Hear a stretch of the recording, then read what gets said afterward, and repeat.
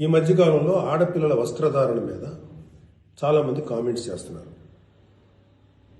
ఓపెన్గా మాట్లాడాలంటే ఈ మధ్యకాలంలో శివాజీ మాట్లాడాడు. Shivaji is not my target. ఒకవేళ అతను ఎవరన్నా సరే శివాజీ నా టార్గెట్ అనుకుంటే అది మీ ఇష్టం.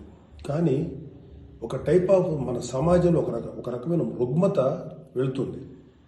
అదేంటంటే moral policing. It's called moral policing. ఎంత మిత్తులో బతుకుతున్నారంటే సామాన్య జనం చాలామంది ఈ మేల్ చావనిస్టిక్ సొసైటీ, మగ అహంకారంతో ఉన్నటువంటి మన సమాజం, ఆడపిల్ల ఎలా ఉండాలి, ఆడపిల్ల వస్త్రధారణ ఎలా ఉండాలి, ఆడపిల్లలు ఎలా మాట్లాడాలి, ఆడపిల్లలు ఏం మాట్లాడాలి, ఏమి మాట్లాడకూడదు, దీని మీద ప్రతి ఒక్కడు, అతను పండితుడు కానించి పామరుడు దాకా ప్రతి ఒక్కడు ఆడపిల్ల ఎలా ఉండాలో మాట్లాడతారు. ఫస్ట్ పాయింట్, దీన్ని మోరల్ పోలీసింగ్ అంటారు. ఇది ఎగెనెస్ట్ కాన్స్టిట్యూషన్.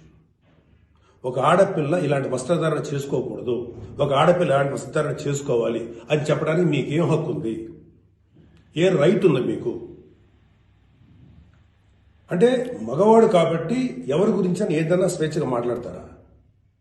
దురదృష్టం ఏంటంటే ఇలా మాట్లాడే మగవాళ్ళకు కూడా ఆడవాళ్ళ నుంచి ఒక రకమైన మద్దతు లభిస్తుంది.